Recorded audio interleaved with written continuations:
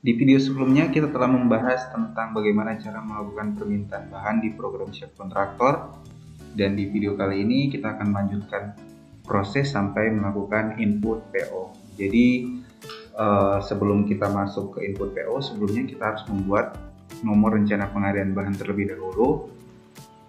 Menunya kita langsung pilih di inventory, kemudian di sini ada daftar semua permintaan bahan. Dan di sini kita lihat ada banyak sekali filter yang sebenarnya mempermudah kita dalam melakukan pencarian jika data yang kita punya itu sudah sangat banyak.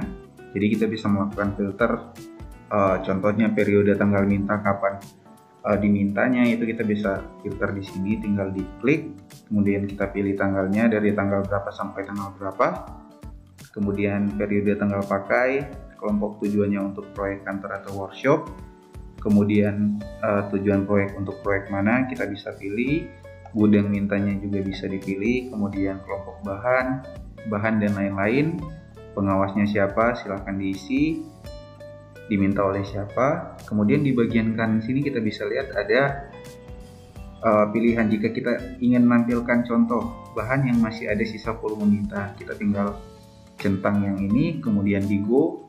Kalau kita mau pilih yang bahan yang sudah di close PO-nya, kita bisa klik yang di sini, kemudian di go, seperti itu. Kita langsung saja. Ini merupakan bahan yang telah saya minta sebelumnya, dan ini saya akan buatkan nomor rencana pengadaan bahannya. Di sini ada batu bela, pasir pasang, dan semen tipe 1 yang 50 kg. Tujuannya untuk proyek 21007, untuk kode pekerjaannya yang 483. Keterangan permintaan bisa kita lihat di sini, user tanggal inputnya semua bisa terlihat di sini. Ini nama proyeknya, nama tujuan proyeknya, diminta oleh siapa, gudangnya di mana, kemudian di sini juga kita bisa lihat ada sisa volume mintanya. Oke, kita bisa lihat di sini ada tulisan analisa. Jadi untuk membuat nomor rencana pengadaan bahannya, kita terlebih dahulu harus menganalisa bahan yang diminta ini. Tujuan dari analisa sendiri adalah untuk mengevaluasi permintaan, apakah akan diteruskan menjadi RPB yang perlu dibuat PO-nya, atau cukup diambil dari stok gudang, atau bisa juga dikirim dari gudang, proyek, kantor atau workshop yang ada barang tersebut. Jadi itu adalah tujuan untuk kita melakukan analisa. Jadi kita langsung klik saja.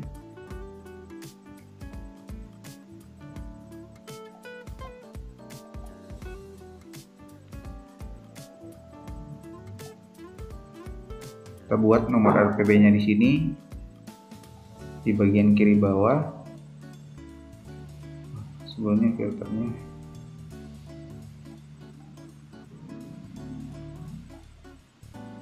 Oke, kita bisa lihat di sini. Setelah kita klik RPB, otomatis dia akan membentuk nomor RPB untuk bahan tersebut. Nah, seperti ini sudah ada nomor RPB-nya. Kita buat langkah yang sama di bahan-bahan berikutnya juga. Oke.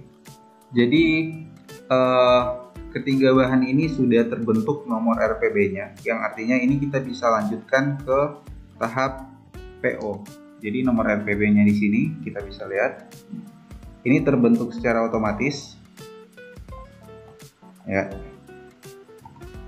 Oke. Kita langsung lanjut ke tahap selanjutnya, yaitu input PO.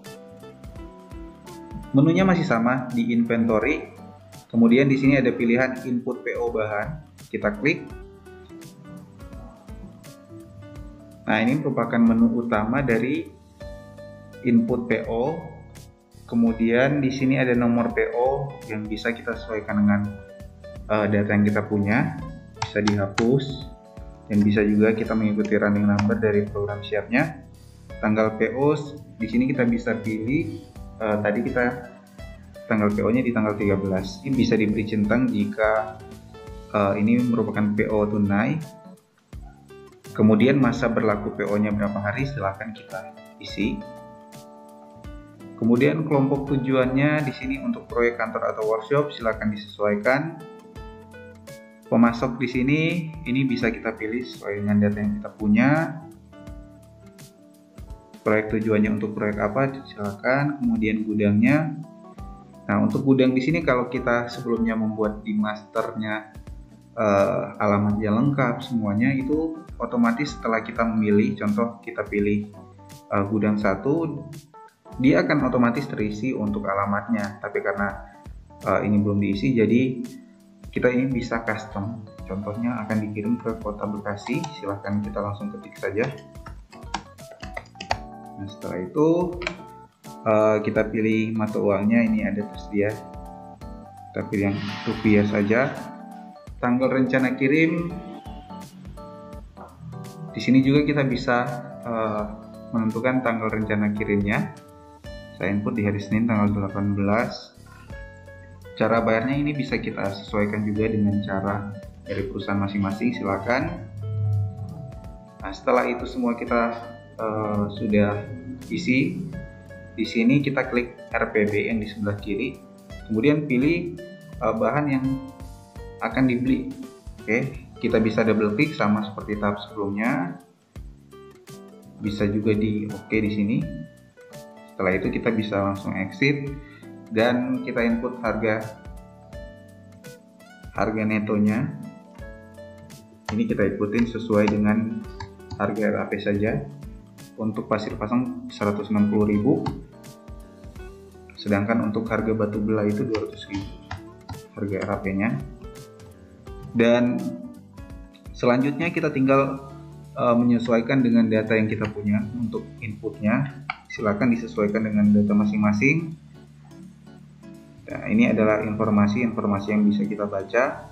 Kode pekerjaannya, nama pekerjaan, keterangan permintaan bisa kita input juga. Oke.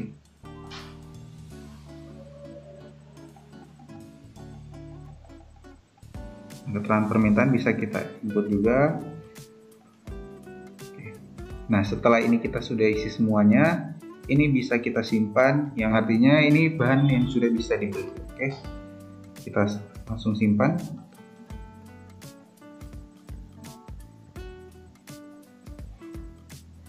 Ya, seperti itu. Dan untuk mulainya kita bisa lihat daftar PO bahannya. Tadi kita di tanggal 13 Oktober, saya buat tanggal 12 saja.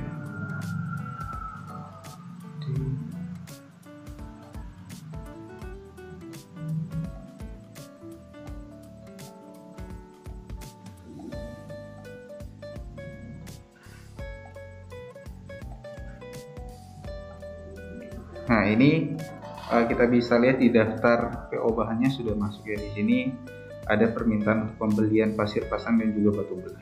Oke, jadi seperti itu untuk tutorial bagaimana cara melakukan input PO di program Chef Kontraktor. Terima kasih.